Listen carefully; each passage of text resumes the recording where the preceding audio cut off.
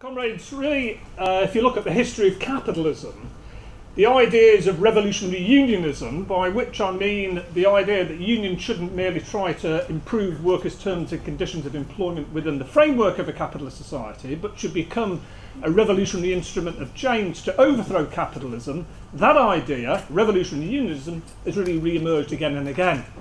In Britain in the 19th century, you had the Grand Consolidated National Union of Robert Owen that advocated the need for a grand national holiday as a form of general strike, essentially that would usher in the new society.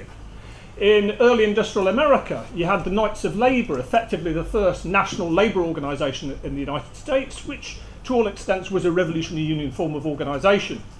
And really throughout the 20th century, syndicalists, anarchists, socialists, communists alike all attempted either to transform existing unions into revolutionary forms, instruments of struggle against capitalism, or they attempted to build new, entirely outside revolutionary organisations of an anti-capitalist nature. And this was true from the Red International of Labour Unions in Moscow in 1920, right through to the Dodge Revolutionary Union movement established in the Detroit car factories of the 1970s, or even Solidarity in Poland in 1980 through into the 21st century. So revolutionary unionism has been a persistent thing, but what I'm going to argue, and I'm sure you'll agree, is that revolutionary syndicalism, in terms of its membership, its significance, its international reach, is by far the most important exponent of this, and therefore I think it's worthy of a meeting on its own account.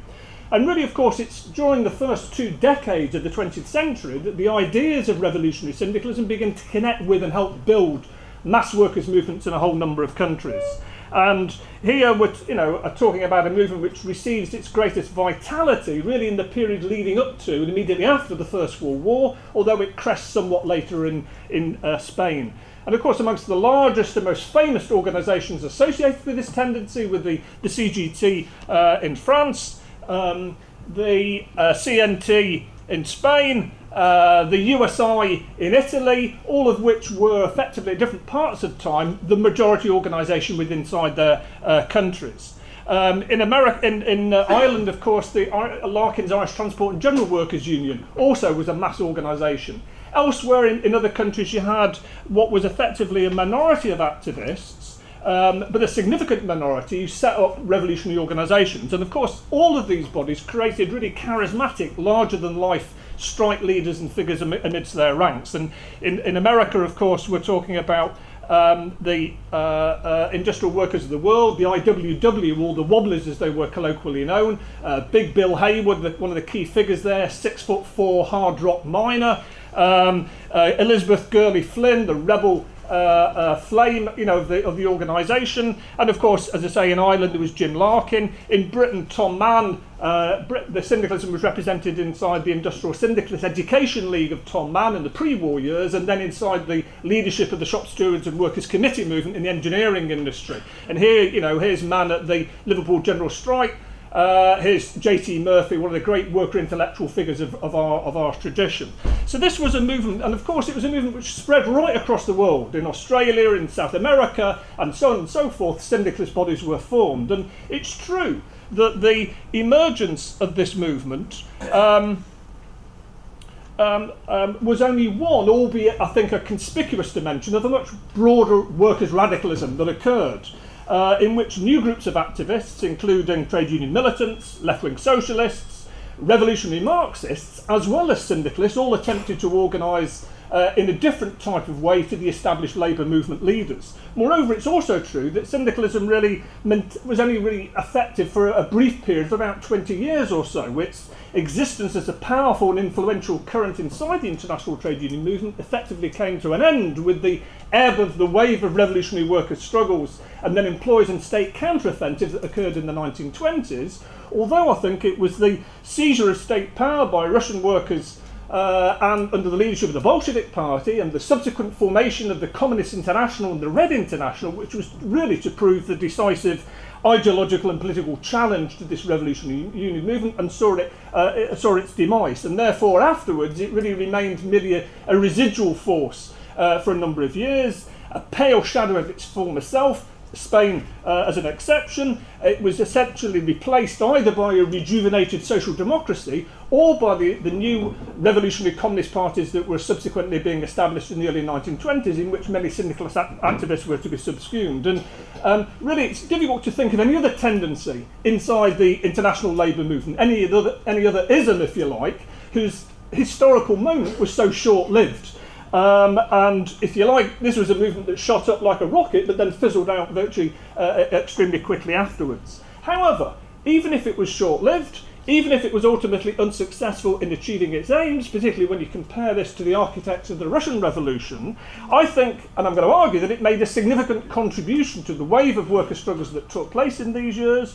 It provided an inspiring, powerful example of how anti-capitalist struggle can be engaged. It raised all sorts of very important questions. But I'm also going to argue that it was fatally flawed, that it had a whole series of problems ideologically and politically to the way in which it operated, and the way in which, as a consequence of this and the debates that took place in Moscow around the Communist International and the communist tradition, actually many of the leading syndicalist activists were pulled towards the revolutionary Marxist tradition. By no means all of them did, but some of the key figures like Big Bill Haywood, Tom Mann, J.T. Murphy and so on subsequently joined the communist parties. And I want to, in the second half of the talk, try to give you a feel for some of the debates that took place and the issues on which there was a distinction between syndicalism and Marxism. Now, first of all, let me just give you a feel for this movement in terms of where it came from and what it believed in. Of course, syndicalism as a term is only a very broad generic term to describe what really effectively was a number of different types of revolutionary union movements, often which had different labels to describe themselves. So, syndicalism was a term used inside Britain or in the CGT in France. In Spain or in Italy, were more likely to have called themselves anarcho-syndicalism. In America, the IWW referred to themselves as industrial unionism. I'd argue, and as I do in the book, that actually the label that they used is much less important to the commonalities between these movements. There were important strategic and organisational differences, but much more important was the fact that they were of a similar family, they had links to each other, they'd inspired each other and so forth, and therefore I think it's legitimate to use an all-embracing term. Anarchism, of course, ideologically was an important influence, or at least it was an ingredient, particularly in some countries, notably in Spain, in France and so on, much less so in Britain or in Ireland.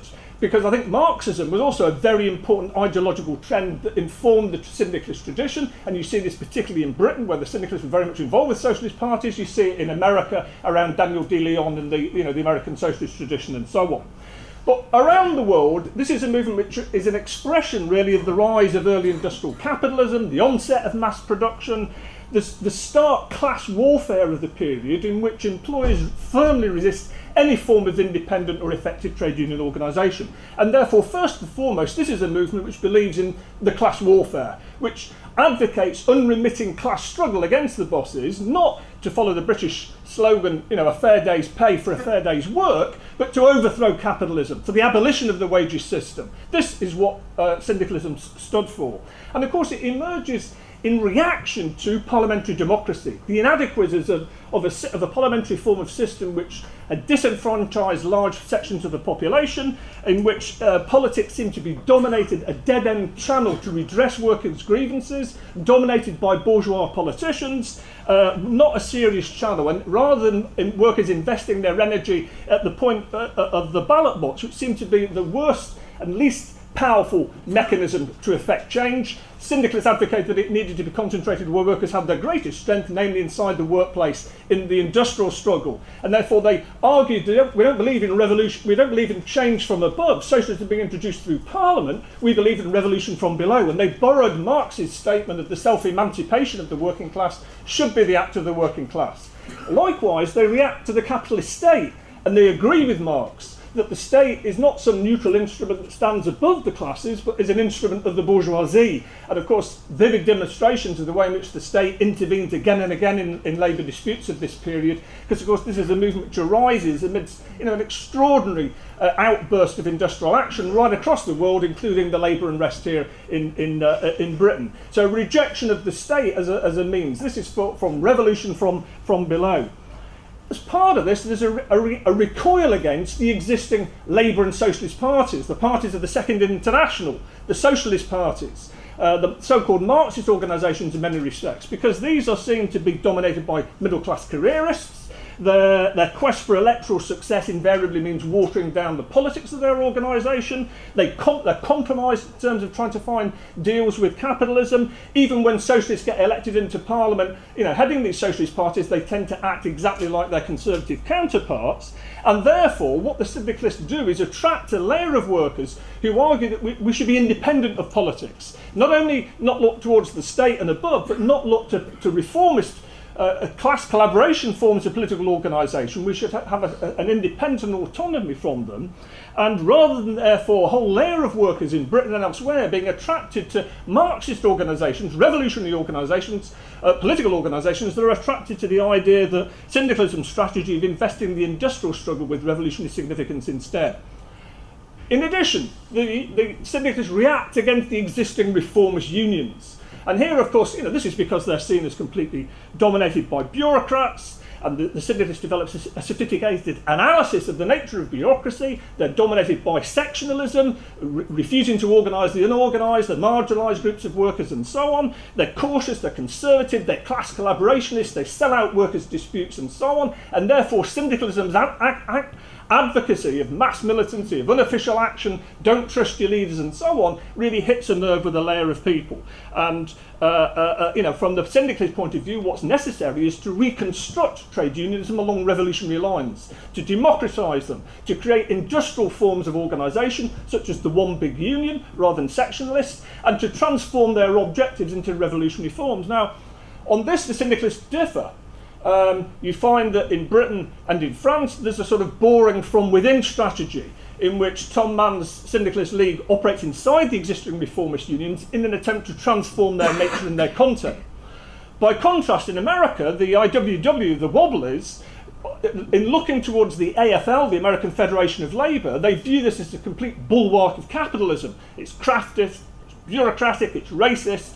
They don't think it can be reformed, and therefore they attempt to set up outside of this a completely new form of revolutionary organisation in antagonism to the AFL and in competition with it, and hence the so-called strategy of dual unionism. Either way, they attempt to see unions as the instrument of revolutionary change, whether a reformed organisation or a completely different one.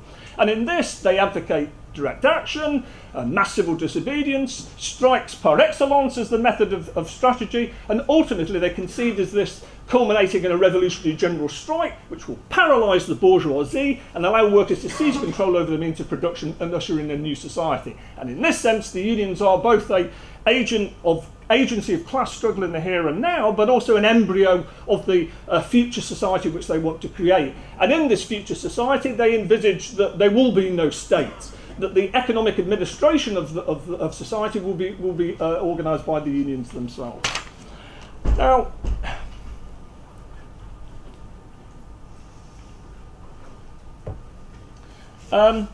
what I'm, think is that this is a movement which I think has been much understated. Of course, it's the mass strike wave, international strike wave, which provides the context within which the movement arises, which allows it to gain its notoriety, to implant and build influence and so on. But actually what the syndicalists did themselves and how they organised was also very important subjectively in terms of their success. And it was genuinely a mass movement. If you look at, for example, in France, the CGT, up to 200, 300,000 members around the pre-war period. Immediately afterwards, after the First World War, up to 2 billion members. The CNT in Spain, about similar, same figures, about 2 million by the time of the Spanish Civil War. If you look at the USI in Italy, 300,000 members. If you look at the IWW in America, although they only had probably about 150,000 members in the organisation at any one point in time, over a period of about 15 or 20 years, it was estimated something like 1 to 1.5 million workers had gone through the organisation. In Britain, Tom Mann's Industrial Syndicalist Education League only had a few thousand core activists as such, but their influence ideologically and politically inside the labour movement was completely out of proportion to this numerical strength. And you see this in the way in which the Times newspaper condemned their role in strikes, the way in which labour figures like Ramsay MacDonald, Philip Snowden, the Webbs, etc., condemned their influence. this is the case. And you see this, I think, notably within their strikes. So, for example, in Liverpool, the Liverpool 1911 General Transport Strike, the chairman of the strike committee is Tom Mann, the key leading syndicalist figure. You look at the 1912 Lawrence Textile Workers Strike, in which the IWW organised 23,000 workers, forges together multilingual, multi-immigrant groups into a formidably powerful form of organisation. The 1913 Dublin Lockout, Jim Larkin, the influence of one big unionism and syndicalism and so on, absolutely central. You look at 1914 in Italy, the Red Week semi-insurrectionary general strike which takes place, the USI are absolutely at the centre of it. And you go into Spain, the general strikes that swept Barcelona in 1917, 1919, etc. And then subsequently the Civil War, it's the CNT which is absolutely central. Again and again the syndicalists intervene, they build unions, they build their organisation, and they do this through weekly or monthly newspapers, they do it through pamphlets which articulate, explain and identify the enemy in terms of capitalism, which advocate the need for revolutionary unionism. So my argument thus far is that this is a movement which, although understated it seems to me, and they weren't the only people inside the labour movement, as I've said, nonetheless it seems to me they played a very, very significant role in this, and that's something which shouldn't be forgotten, and it's something that we can learn from. Now, this brings me to the transition to communism, because, as I've said, one of the key factors which led to the demise of syndicalism, there were a number of different factors, but one of the crucial factors was the pull of Moscow. Because in 1917 you have the Russian Revolution, in 1919 the Communist International is formed, 1921 you have the Red International of Labour Unions is formed. And of course Lenin and the Bolsheviks were extremely fraternal to the syndicalists. They saw them as a revolutionary minority, very much in the tradition. Trotsky described the syndicalists as people who not only want to fight the bourgeoisie, but who, unlike the reformists, he argued, really want to tear the head off the bourgeoisie. And therefore they were extremely fraternal in trying to attract Haywood and Mann and Murphy and so on to come to Moscow to take part in the debates that took place in the congresses of the internationals. At the same time, however, they also engage in very sharp arguments and debates with them, because of course they have lots of disagreements about the strategic orientation of syndicalism, how best this could be done. And what I want to do is give you a flavour of this and help to explain why it is that quite a number of the key figures could really be attracted towards communism. First of all, I think there's the problem of the trade unions. In a sense, the underlying tension at the heart of the syndicalist conception of revolutionary unionism. If you like, the contradiction between the idea that a union should be a chief instrument for revolutionary change, and yet, of course, the fact that no union can escape the environment in which it operates, a capitalist world in which the pressures to accommodate, to become bureaucratised, to sectionalism, etc., to make deals in the here and now for your members, to fight to improve for material conditions. You may have the revolutionary objectives in the long term, but in order to be able to deliver something for a mass membership, this contradiction actually was really at the heart of the syndicalist tradition. And it's one which no revolutionary union can escape. And you see this played out most graphically in the most extreme form, I think, in the case of the CGT in France. And this is an important organisation because it was the first syndicalist organisation. It was the one which inspired many of the others. It was viewed with extreme reputation and so on. And of course the CGT was a revolutionary union organisation for a number of years in terms of battling against the government employees and so on. And yet by 1914 the CGT in France had effectively become a reformist organisation. It made its peace with employers and the state in having spent many years of battling because of these pressures in order to try to deliver for members in the here and now, not merely have a millennium aspirations for the future. The worst of it was the way in which the CGT, by the outbreak of war in 1914, renounced its internationalist principles and supported the First World War. And an example of the extent of demise that could occur. That wasn't to say there wasn't a continuing revolutionary minority inside the CGT that carried on, but nonetheless the bulk of them, this was a problem. And in a sense, the key problem is how to confront the trade union bureaucracy. And on this, it seems to me, syndicalists, on the one hand, you had the IWW in America, who had set up Simon Pure revolutionary organisations outside of the existing unions. Now, it seems to me the problem with this strategy was it completely absolved the bureaucracy from any responsibility whatsoever. You didn't need to worry about the bureaucracy because you're not part of that union organisation. And therefore the contribution of the IWW to the analysis of trade union bureaucracy seems to me to be fairly poor. By contrast, if you look at Britain, ironically, because the British syndicalists remained inside the organisations, the trade union organisations, for all sorts of reasons, I think they began to develop, although it took time, a fairly unimportant, sophisticated organisation. But it wasn't an automatic process. At first, what the syndicalists did was, for example, through the Unofficial Reform Committee of the South Wales Miners' Federation, who produced a wonderful pamphlet called The Miners' Next Step, which developed a very impressive explanation of the nature problems of trade unionism and so on, advocated really the way in which syndicalists needed to transform union organisation, trying to build, encourage it towards industrial forms, make it a more democratic and accountable form of organisation, and try to push it towards revolutionary aspirations, pushing the bureaucracy through measures of rank and file activity.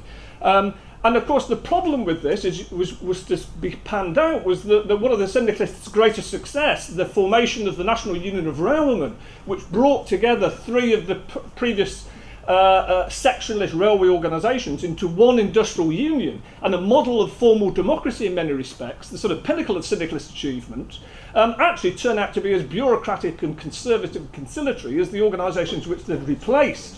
Likewise, the syndicalists invested a tremendous amount of effort in trying to pull together a triple alliance of the leadership of the miners, the railway and transport workers that can act as a general staff of labour in order to overthrow society. And again, far from being this, it ended up being a form, an agency of constraint and diffusing of the protest. And in a sense, here was the problem for the syndicalists. Until the day of the socialist revolution, the trade union bureaucracy will always be apparent, and this tendency towards reformism and accommodation and so on is very much there. And in a sense, this was the Achilles heel of the syndicalists, that although trade unions express the contradiction between capital and labour, they're not the means to resolve it. And I think it's only in the war years that the British syndicalists find a way through out of this and ideologically and practically discover something that can break the logjam. And this is the way in which they discover that it's necessary not only to reject dual unionism in the way that the IWW had attempted to do, but also reject the idea of merely concentrating on just transforming the existing trade unions into revolutionary bodies. Instead, what they discovered, partly through their spontaneous development, but partly through their own conscious intervention, was the development of new shop steward rank and file forms of organisation in the engineering industry. An organisation that was capable not only of putting pressure on union officials to fight, but could mount the capacity to organise independently if they didn't.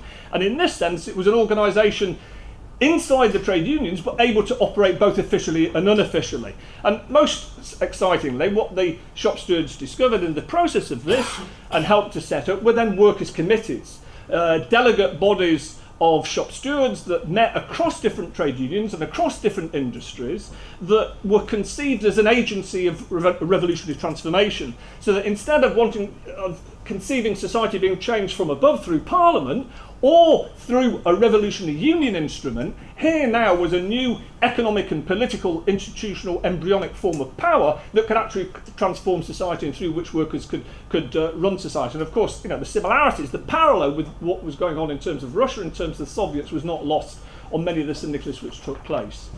The second area is really the debate and argument which the Lenin, Trotsky and Zinoviev and so on had with the syndicalists in Moscow was the issue of the relationship between economics and politics, and specifically the way in which the syndicalists effectively subordinated politics to the industrial struggle. Now, as I go at pain, attempt in the book to really explain, this isn't the case, and it's not true that the syndicalists weren't political. Actually, the syndicalists were inherently political. They took up political issues, they believed in the political struggle, they wanted to overthrow capitalism, for crying out loud. That's a fairly political objective. Though they did dismiss was what they termed political action, was what they regarded as the dead end of electoral and parliamentary politics that was being portrayed by the dominant socialist and Labour parties. So that didn't mean that they weren't for collaboration with those socialists who themselves rejected parliamentarism. And so, for example, in Britain, the syndicalists were quite prepared to work with the British Socialist Party or the Socialist Labour Party and so on. And as I say, they're involved in lots of political issues. Nonetheless, ultimately and generally what the syndicalists did in Britain as in many other countries was that because they saw political issues and political differences as something which fragmented the working class, they argued that it would be through the industrial struggle that such political questions could be resolved. And therefore it's on the picket line when workers unite and close ranks, that if you can get unity on this front, then political differences can be sorted out as the struggle proceeds. And you can undermine the influence of reformist parties and trade union officials as a consequence of this. And therefore don't raise politics as a major strategic explicit issue, because that merely is going to confront and make things more problematic. And you know, I think what the Bolsheviks were able to do was to argue actually this was a serious handicap to the movement. And it meant, for example, in Britain that the British syndicalists completely abstained on the suffrage question, on the fight of the suffragettes for the vote. It meant that the syndicalists completely abstained when it came on to the rebellion against British colonial rule on Ireland, you know, absolutely central to the events of the pre-war years. It meant that the syndicalists, most importantly, subordinated the issue of the war to the industrial struggle. And this is absolutely remarkable. I mean, J.T. Murphy, you know, as I say, one of the great worker intellectual figures of the 20th century, a guy I wrote a book on, wrote the pamphlet The Workers' Committee, which is a fantastically rich pamphlet in terms of explaining the theory of independent rank and file organisation, which if you've not read, I would definitely recommend people read it. But it's absolutely incredible that not one word in the pamphlet, which was sold, by the way, to 150,000 copies, does it mention the imperialist war, the war which is dominating the events of the time. So it takes up the issue of the need for workers to fight in the war years without mentioning this issue, because it's regarded as being something that could fragment the movement and so on. And of course the consequence of this subordination of politics to the industrial struggle is merely to allow the reformists, you know, in the vacuum, to fill that with their own form of politics. And if you like, what's this abstraction, this separation, is a mirror image of the reformers in which it recalls against, albeit from a different sort of point of view. Now,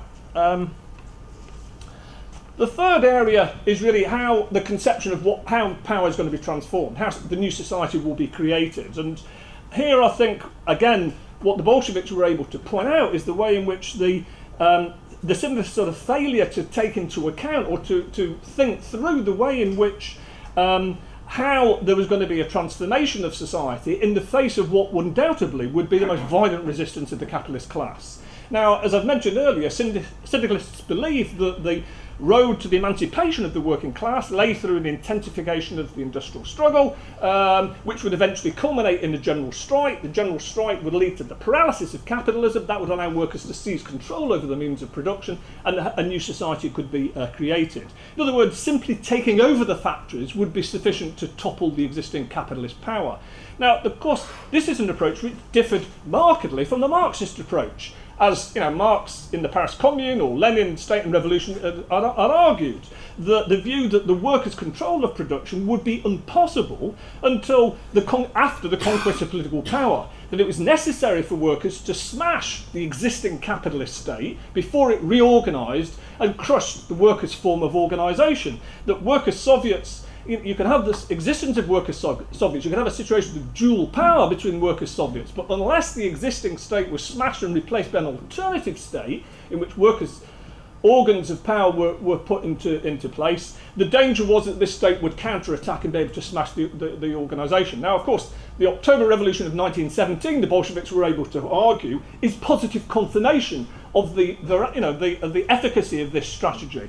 As it happened, the occupation of the factories in Italy in 1920 was to be a negative confirmation of this, because of course in September virtually 2 million Italian workers seized control over the factories and set up red armed detachments and so on, whilst the existing capitalist state remained intact and the capitalists reorganised. And Gramsci argued with the syndicalists at the time, a whole series of articles, Il Dueno Nuovo, argued that the general strike only raises the possibility of workers' power. It's necessary to shift the focus away from just the workplace to the centres of the capitalist state, to generalise it into a political battle to overthrow the government and towards the seizure of state power by the working class using the organs of the Soviets. And the USI in Italy, as elsewhere, objected to this type of strategy, and I think you were to see the outcome that took place. And of course, an even more graphic example of this was to take place in Spain in the Civil War in 36, in which the CNT, first of all, refused again to take power, to see that it was necessary for the seizure of state power by the working class, and then ended up participating in a bourgeois government.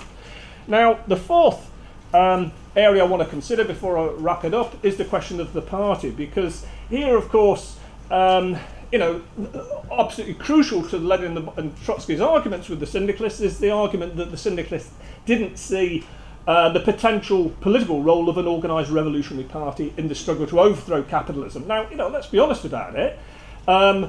This was a part of the limitation of all pre-1917 socialists. There's nothing peculiar about this to the Syndicalists. I mean, Luxemburg, Gramsci, Trotsky, and so on didn't recognise this. And even though Lenin was attempting to build a new type of Bolshevik party in Russia at the time, the significance of this really hadn't become apparent until after the Russian Revolution. And here you see the way, for example, in Britain, prior to 1914, the Syndicalists, with their emphasis on revolutionary trade unionism, had really identified political parties as being parliamentarian, opportunist, betrayal, and so on, and their political parties are viewed as being unnecessary, if anything, a positive handicap inside the working class movement.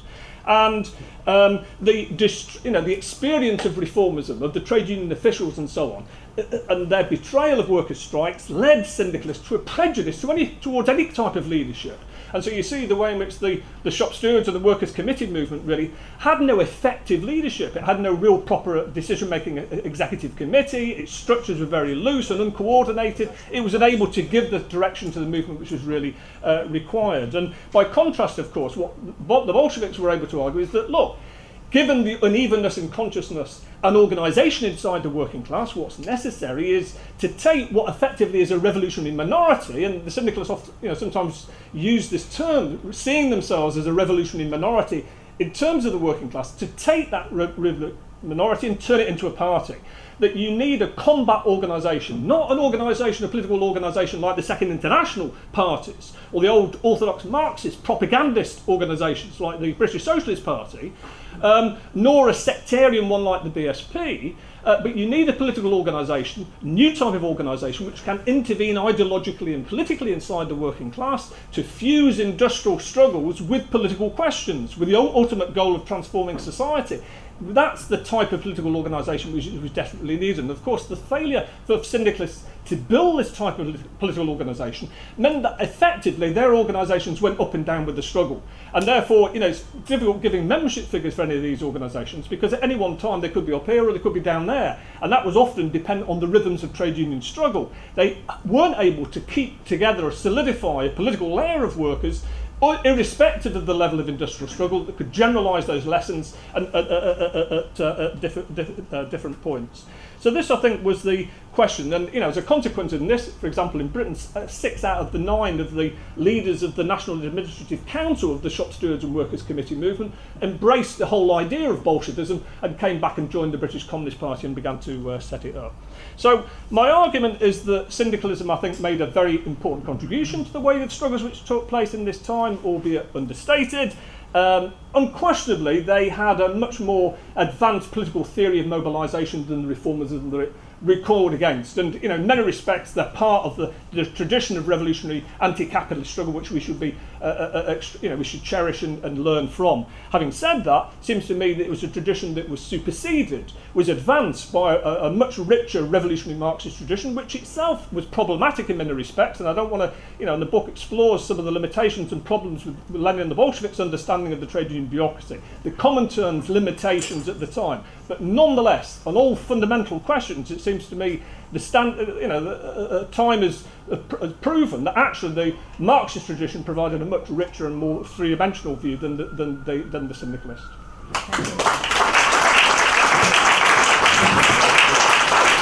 Yeah, I think the period of the shop stewards movement and the workers' committees is one of the most inspiring bits of British Labour history, and just the militancy, the defiance, not just of individual employers, but of the government as well. But I think that the limitations bit is a really important point, because there was, in reaction to the experience of the union bureaucracy, that rejection of leadership altogether. So people who really were leading the struggle, denying that they were leading the struggle because they were theoretically opposed to that idea.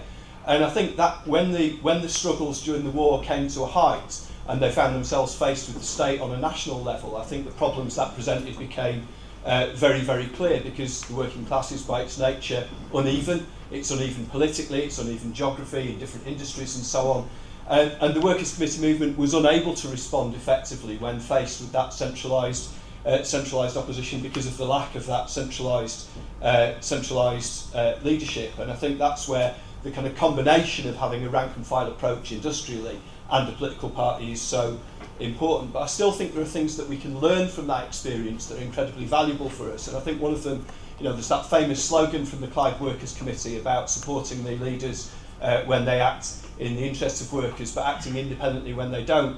And I still think within the left we have to keep going back to that, because how often do you hear people just talking about putting pressure on the union leaders as if we're some sort of ginger group trying to push them along, and not recognising that even if we push them along, when it comes to a big struggle, they will betray that when push comes to shove. And therefore, any work we do with the bureaucracy has to be judged by its ability to build the strength of the rank and file and that independence of the rank and file, not see the rank and file as just a means to put pressure on the leadership. The second thing I wanted to talk about was, I think, the attempts to incorporate kind of rank and file trade unionism that have happened, because I think part of the reason during the First World War it was so successful was legality. You couldn't legally have strikes in most industries. You had a massively multi-union environment. Many unions didn't organise in a workplace level, they organised geographically. So if you actually wanted to have a fight in your workplace, you had to organise independently of the official structures. And there's been a systematic attempt to try and incorporate all of that. In the 1970s, there was all the stuff that came out of the Donovan report about trying to bureaucratise trade unionism. And I think one of the big interesting things for us is to what extent is that rolling back now, with the anti-union laws being tightened up, the legal protections that workers have being stripped away, and employers being allowed to let rip. And how many industries now is it impossible to organise effective legal action? Construction has been the starkest one. How on earth are you expected to organise a legal ballot in construction? You can't, and no coincidence that actually that's an industry where we've seen a lot more rank and file action. Thank you. Right, comrades, I think we owe a great debt to Ralph Darlington. For many years in the SWP, the word syndicalism was a sort of code word, and roughly translated into English, it meant she was pretty good on the picket line, but she wouldn't buy a paper. And I think what Ralph has done in 2 books he's now published, well, I haven't read the second one, but the first one was really excellent. Great pity that it was so expensive, but check out Amazon whether it's been remaindered. It's very well worth reading, Ralph's first book, and I'm looking forward to reading the second, because he shows just how complex the question is, the positive and negative features of syndicalism. I might have slight differences with Ralph. For example, he's quite right, of course, to say that the CGT collapsed in the face of nationalism in 1914. I think he might have said a bit more about the very fine tradition of anti-militarism in the CGT for 10 years before 1914, the way they attempted to organise among conscripts in the army and so on. And I don't think that was wholly lost in 1914. I think some of that work that was done before 1914 resurfaced after 1918 in the movement that built the French Communist Party. But that's a minor issue. And another point I would slightly differ with Ralph is when he says Lenin, Trotsky and the Bolsheviks. I think actually, if you look at it, it's Lenin, Trotsky. Many of the other Bolsheviks were pretty appalling on the question. If you actually read Zinoviev, read the speech that Zinoviev made at the Second Congress of the Comintern. Ralph quotes Trotsky's magnificent speech, these people really want to tear the head off capitalism. Read the appalling speech Zinoviev makes, about how these people don't understand the need for the revolutionary party. It is really appalling. And I think we have to be very clear on that. We can learn an enormous amount from Lenin and Trotsky. We can also learn quite a lot from the colossal mistakes people like Zinoviev made. Yeah, I think this is a really pressing question for today, especially when we're seeing a rise in unionism around the world and a rise in anarcho-syndicalism, especially when you're seeing stuff like the IWW in Starbucks especially, and in Pizza Hut in Paris. So I think engaging, as Ralph said, like they are engaging, as Ralph said, like the new groups of workers who aren't, which are increasingly becoming a part of the workplace today, with 0-hour contracts and like what has seemed to be termed the precariat, which users you want. Like I've got a couple of questions for Ralph. Should revolutionary socialists be part of these trade unions, and should they be part of both these trade unions and what they would term the bureaucratic reformist ones? Personally, I think that we should. That they're more part of the tradition in terms of like the revolutionary nature and internationalism, and actually any lines that are put to, in between revolutionary socialists and anarcho-syndicalists and whatever you might term them is a mirage, essentially, that it's like a growing conservatism on the left, and we saw that kind of around the pop-up union in Sussex. So yeah, that's what I would say. Okay.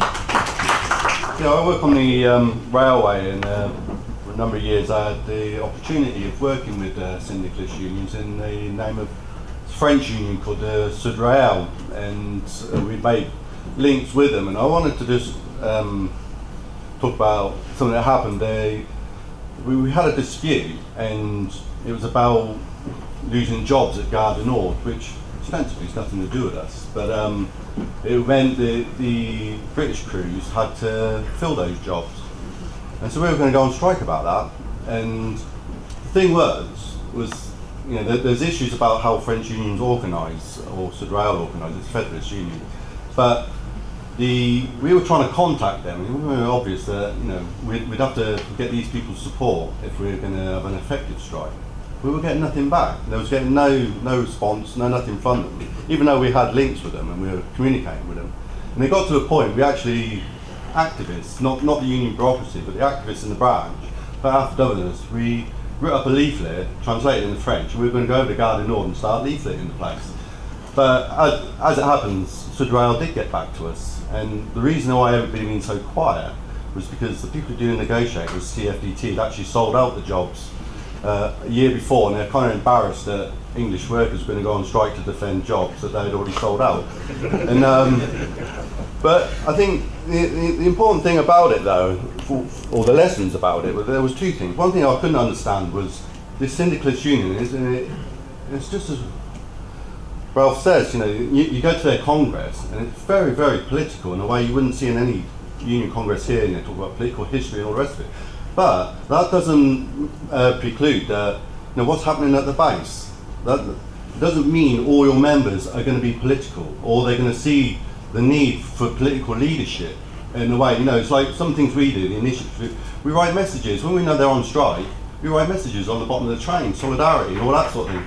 But we never see it coming back. And I think, you know, again, I think that's because they don't see the political importance of giving a political lead at the base to your workplace.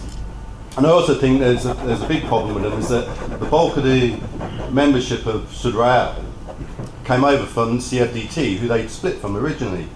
Of course, the problem is they bring CFDT ways with them. You know, what they would call the old reformist unions. And you know, when you get that sort of mass there, you're not in a position to actually give that lead anymore, because of, you know, you get someone who's a CFDT rep in whatever station or workplace. They just come over and join. It doesn't necessarily mean they have that political knowledge or intention even. They just joined a militant union and that's it.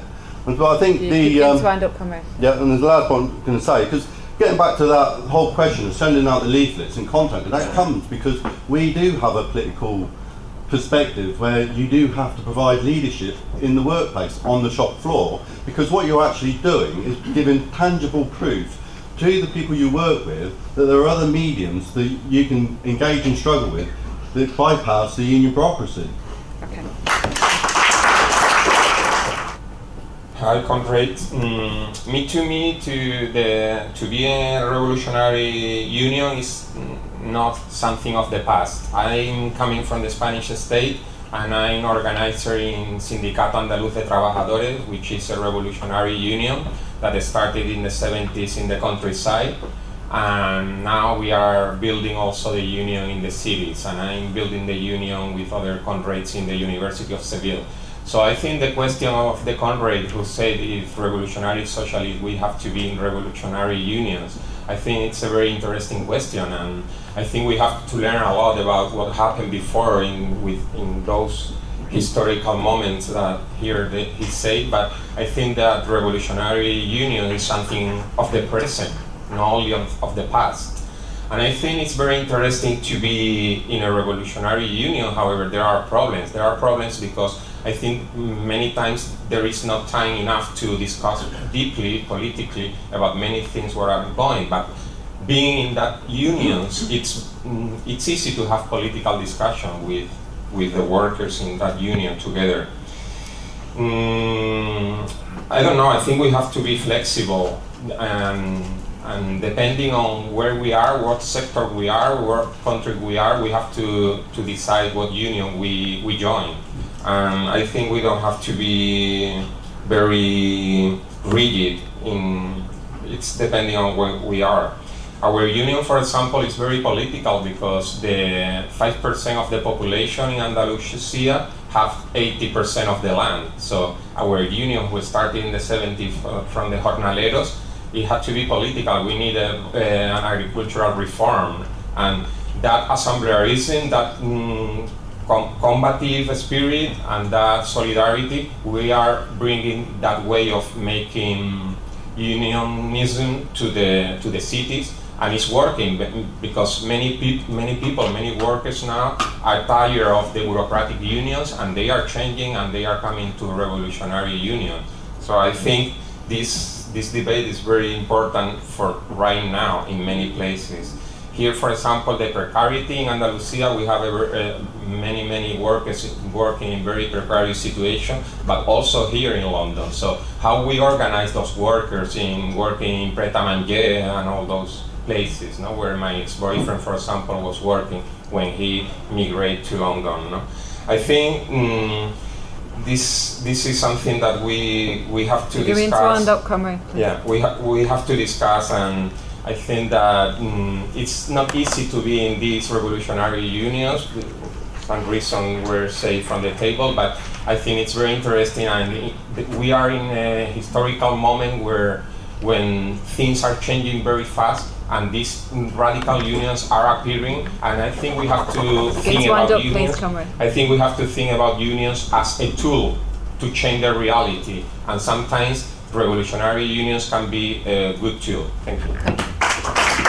Yeah, I think Ralph's right to point to the narrow 20 years that he referred to, and I think it's right to that historical context, and our critical eye needs to have that historical context. But there's some general lessons, I think, that we need to look at. And just an example, I don't think Ralph again's right to point to those revolutionary leaders, the big figures but also at a local level. The example I'll give is where I live at the moment is in Salford.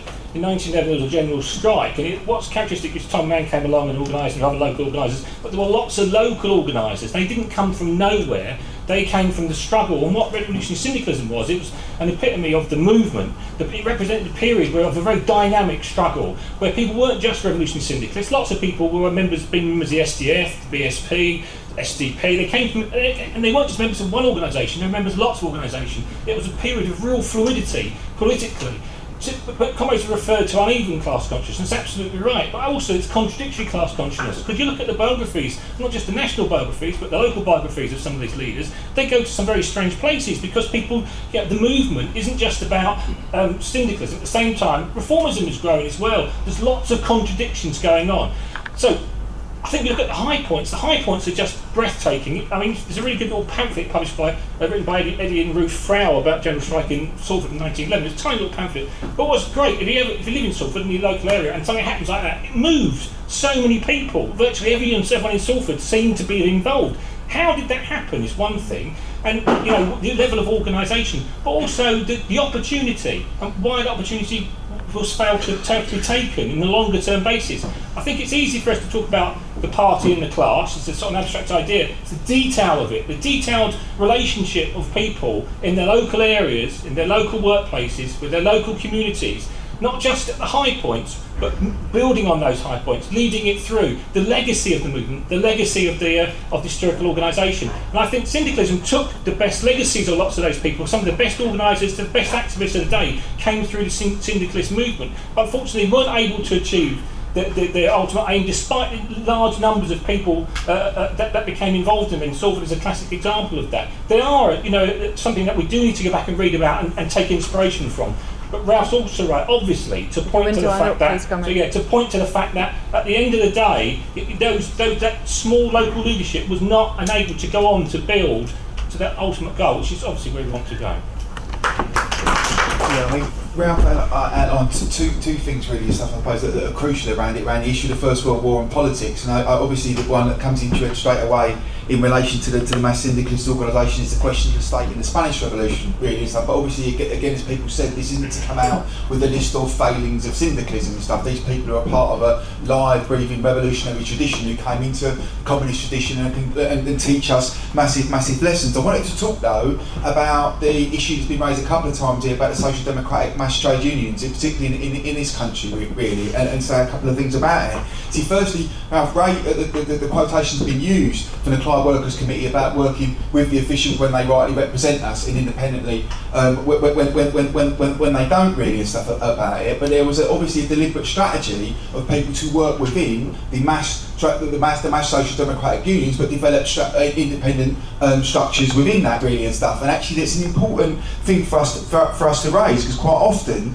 it can seem to us that it's impossible to break through the trade union bureaucracy, and therefore there are reasons to break into smaller minority unions and the rest of it. And I want to use a couple of examples, really, right, to say why I think that's a mistake at three levels. Firstly, the electricians dispute has been talked about a lot in this country, really. It's a big victory against Bessemer and stuff, and big multinational employees and the rest of it.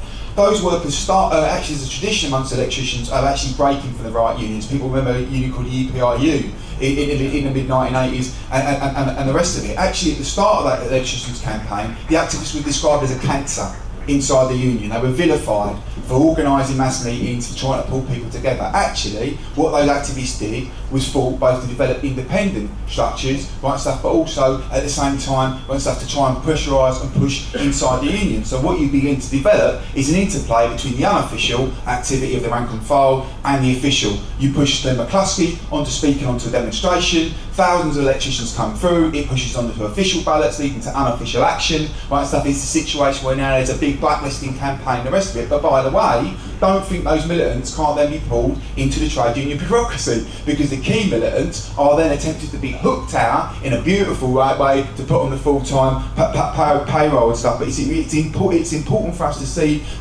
those in relationships. When you talk about unorganised workers, actually there are big possibilities for us to force into new areas and to try and push the main unions into those areas as well, so that those workers are not marginalised into smaller groupings. You think about some of the organising campaigns Unite's done amongst working in East Anglia around food and the rest of it. Actually, a really interesting campaign that's going on at the minute about Greggs, right, and stuff. But the Bakers Union are organising the Greggs shops, right, and stuff and the rest of it around, really. So I think, although we have to be flexible about our approach to new forms of organisation and the rest of it, there's been a long argument in this country about revolutionaries on the left working inside the mass social democratic trade unions without leaving the bulk of workers, without that revolutionary cave inside them.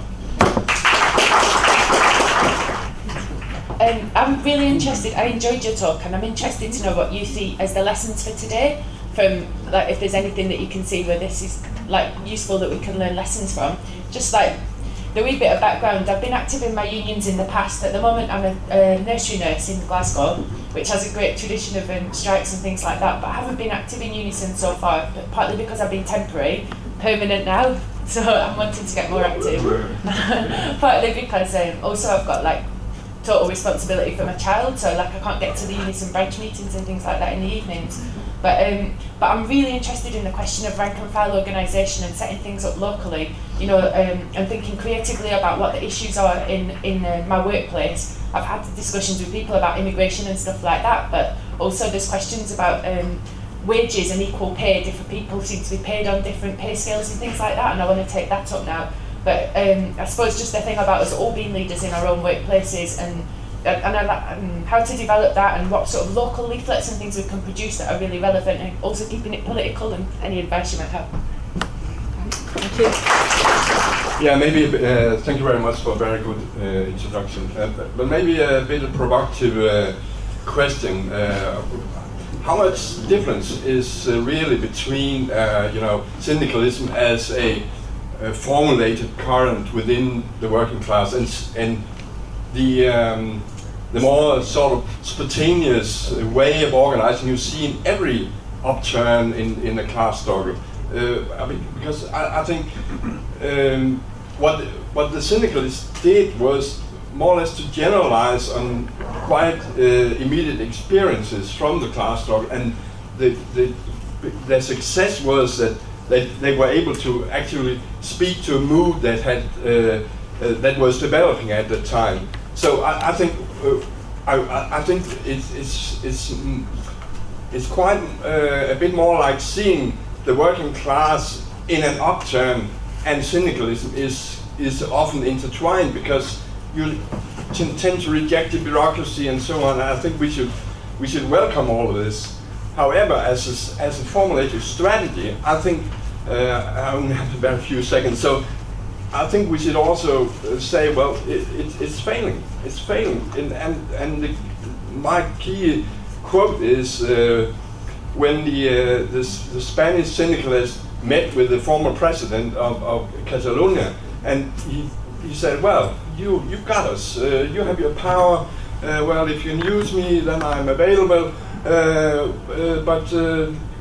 And they were stunned. They didn't know what to do, and they just said, well, he is called our bluff, because they weren't able to take on the state. And I think just as much as we hailed all the upturn inspiring ways of organizing, and I think we should learn from these and so on. So just as much we have to say at the same time that there's an incredible weakness showed not only in Catalonia but also in Poland, for example, in 1981, when the limitation of generalizing workplace organization only was revealed brutally. Okay, I mean, I'm not going to come back on a number of different points. I want to concentrate on just one or two, which I think are the most important and pertinent issues. Although, first of all, let me just reply to Ian. I mean, Ian's pointed out, I think quite rightly, and I think he'll acknowledge that I very much try to, in terms of the Comintern and Lenin and Trotsky and so on, he makes the point, you know, that Zinoviev wasn't to be trusted and so on. I mean, equally, one could argue, you know, Radek and a number of other figures inside the Comintern were, you know, less than helpful. And you know, it is interesting then, the limitations of the Comintern at this time. The fact is, Lenin and the Bolsheviks had very little experience of mass reformist trade unionism and the problem with the trade union bureaucracy. They operated in an illegal, you know, form of operations where bureaucracy was only nascent. They grappled with issues. They weren't entirely successful about it. So there are limitations to the Comintern, and indeed the advocacy of a Red International of labour unions by the Comintern, I think, was completely wrong, personally. I think it was counterproductive. If they were arguing against the syndicalists building separate revolutionary organisations in a national terrain, to then set up on an international form a Red International was actually extremely confusing and contradictory, and I don't think it helped. It helped breed illusions in the notion of revolutionary unionism, which were to play out in Britain right through into the 1920s and so on. But anyway, that's all other side. Ian makes the point that, you know, it's not just a question of putting pressure on the officials, and you know, really what is to be learnt here is the question of rank and file activity and independence and so on. And, you know, in general terms, it's absolutely true. I mean, one of the things that the SVP often used to be accused of was that we were rank and filist. Well, I mean, we should wear badges that say that, shouldn't we? Well, of course we believe in the rank and file. That is the essence of our politics.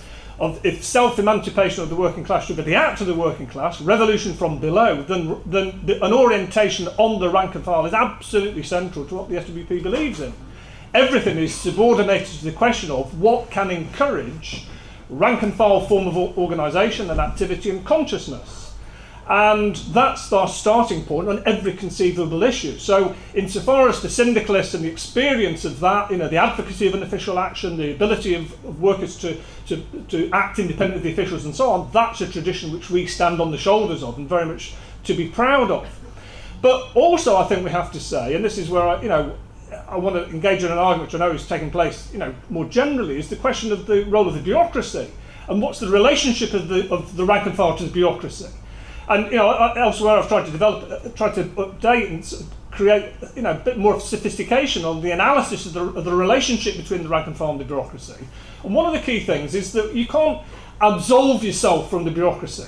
And I mean, those of you who went to the People's Austerity thing, it seems to me there is a danger here where you completely become cheerleaders for the bureaucracy. You effectively, do anything you can to pull into your ranks politically trade union leaders in terms of building a broad anti-austerity movement without raising any form of criticism whatsoever. And that is obviously one danger. But the opposite danger is that you completely absolve them from any responsibility and refuse to criticise, by ejecting yourself from that organisational form. And it seems to me, actually, there is a dialectical interaction between the rank and file and the bureaucracy. And we have to recognise, and I think the syndicalists did, that yes, they believed in rank and file activity independent of the officials, but that didn't mean they didn't want to try to put pressure on the officials in recognition that the officials can often play a crucial role insofar as they can give a lead that can be an inspiration, it can give confidence to the militants on the ground, who can then advance the struggle even further and push it that way. And I think this is something to also bear in mind, and therefore I think, of course, we believe in rank and fileism. Does that believe we can manufacture a rank and file form of organisation or movement in the here and now? No, it doesn't.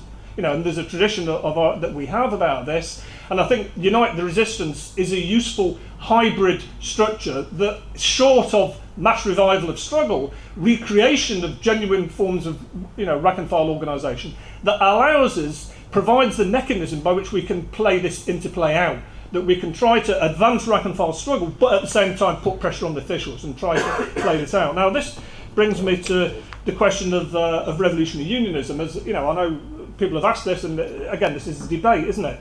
And here, I want to say that it's not, as we know, clearly it's not a new debate.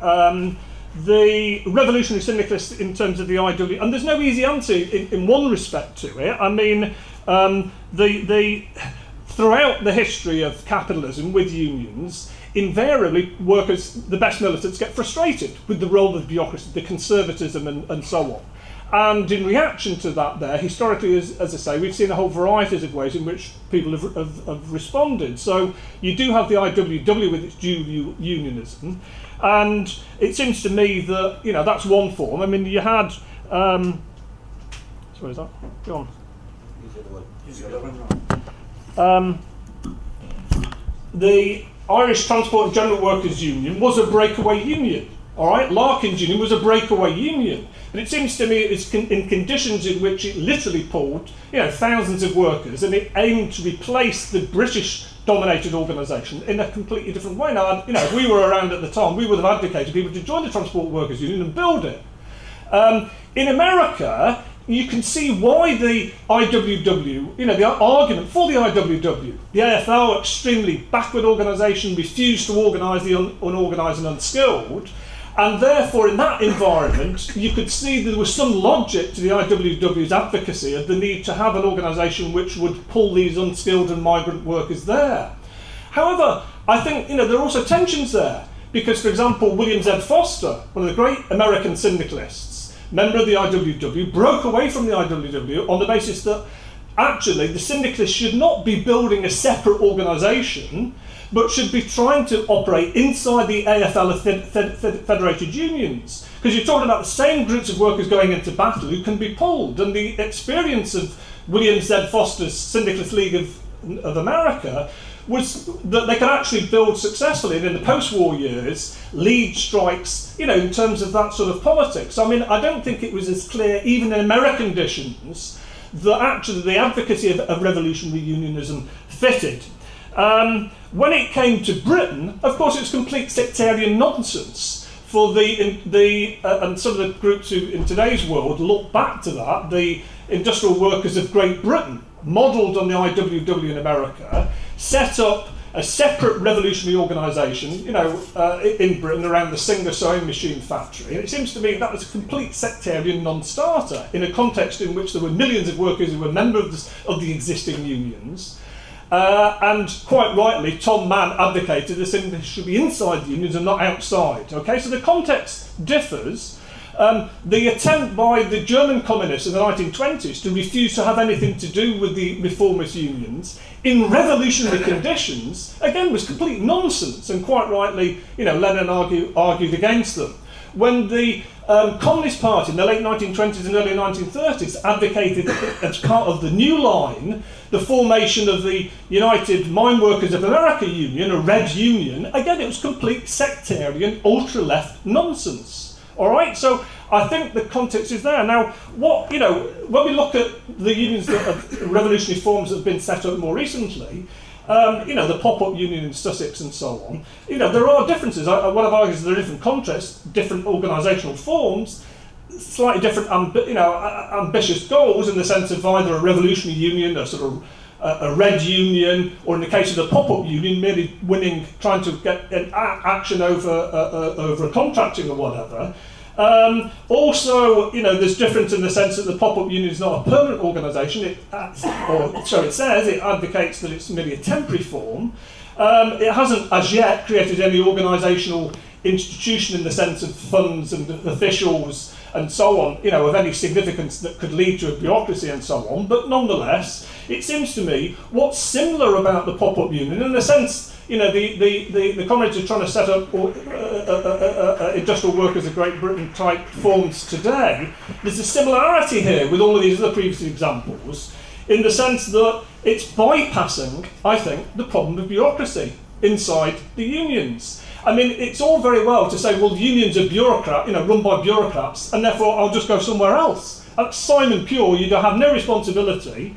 You let them off the hook. You abandon the workers who were in those unions to their political and ideological influence, which continues, and you ignore and downplay the potential for rank and file mechanisms of democratic accountability and pressure that can be put on those officials to actually kickstart them into fight. And this is true, I think, of a bureaucracy at a low level form of organisation, because of course bureaucracy is not merely at the top. You know, bureaucracy does seep down to low levels of workplace organisation. So if you set up your own Simon Pure radical union outside of it, you abandon those, you ignore the possibilities of trying to change this. And I think as a consequence of this, you effectively are creating, you know, the irony is, the aim of the pop-up union is, we're told, to form an organisation which can help to facilitate solidarity across different unions. Actually, it's creating an organisation which is creating separate structures, which is pulling away some of the best militants away from the mass of the workers. And unionism is, and this is the contradiction of revolutionary unionism, because a union by definition is not a political party. You know, a union has to, if it's to be successful, embrace the mass of workers. And that means not only revolutionary, but reformist and right workers as well, if it's to be successful. And that's why we argue revolutionaries should be in there trying to win a majority. A party, the best militants, is something which is separate on the basis of a political commitment. And I think there's a confusion, sometimes there's a confusion in the minds of some people as to how these play. You know, if I was in Sussex, would I cross the picket line of a pop-up union? Of course I wouldn't. But as regards, is it the best way forward? And I think, you know, actually, when people who cheerlead the pop-up union, the problem with it is that if it's successful in some respects, then it necessarily has the logic of becoming a permanent organisation, and then it raises the question, well, should other people do this? Should we all do this in other unions, in unison elsewhere around the country? What about in other parts of the world, the other parts of Britain where we're faced with difficult and conservative branches and so on? It begs questions, it generalises issues in a way which, even though it may not want to raise that at the moment, it opens up that possibility. So, I don't think the pop-up union is different. Has a different form than these previous historical examples, but it has many of the same underlying tradition, similar problems.